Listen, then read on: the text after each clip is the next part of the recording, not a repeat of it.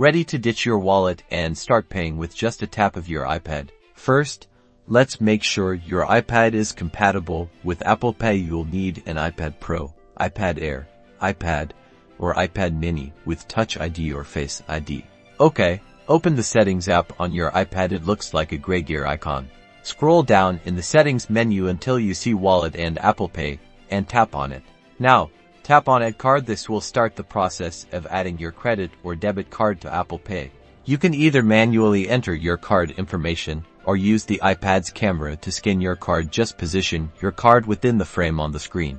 After entering your card information, your bank will verify your card. This may involve receiving a text message or email with a verification code. Follow the on-screen instructions to complete the verification process. Once your card is verified, you're all set.